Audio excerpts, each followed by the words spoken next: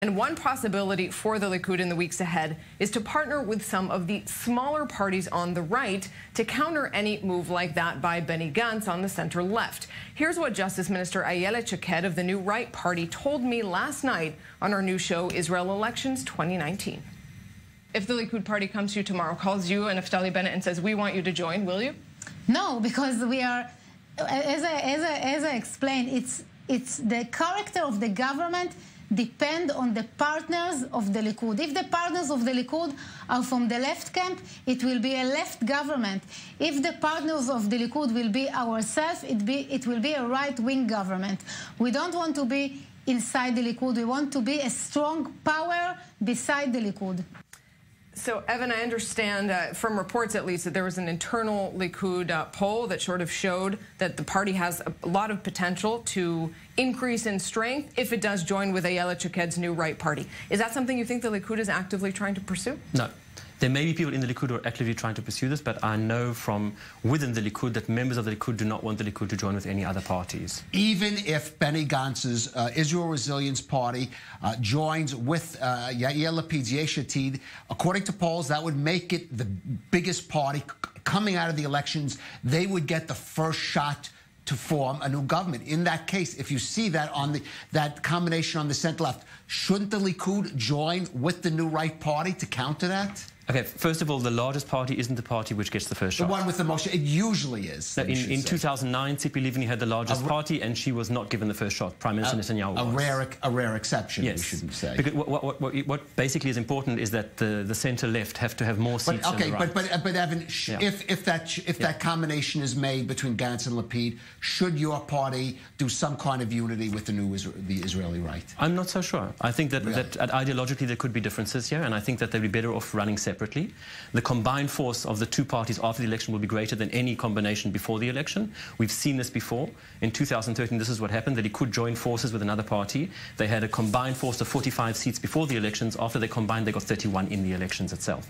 So I don't think that there's anything positive about combining with any of the parties. Now, the Likud doesn't need other parties in order to win the elections. Evan, in the little time we have left, I want to talk to you about a key segment of issues because you are chair of the LGBT Caucus in the Likud. We see the Likud talking about sort of joining forces eventually to form a coalition with parties that are further to the right. We've seen the Likud striking down, for example, a gay surrogacy law that would have allowed gay couples to do that. What do you expect? Are you concerned for the future of your party in its ability to provide rights of that kind? I think that what we have to strive to do after the elections is to form a broader coalition, not only with the ultra-Orthodox and right-wing parties. I think that we should form a coalition with other parties too, with centrist parties, in order to promote these issues. I think it's very important.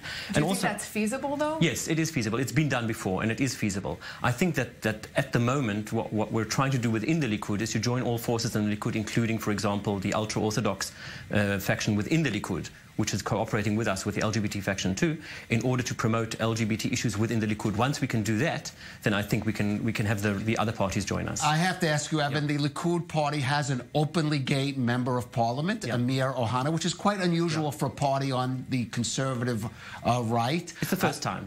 Yes, okay, for the Likud, openly gay, let's say. He is running in the primaries. I notice in his commercials that I've seen, he doesn't mention his sexual orientation. How do you feel Amir Ohana is going to do tomorrow, and how much is that a gauge of where the party actually stands on these issues? I think he'll do very well. He's very, very popular within the party. I mean, I've traveled the country with him. I've seen the support that he gets, and he's also very, very popular with other members of Knesset, which is very important. And most importantly, he's very popular with Prime Minister Netanyahu. I think he'll do very well in the elections.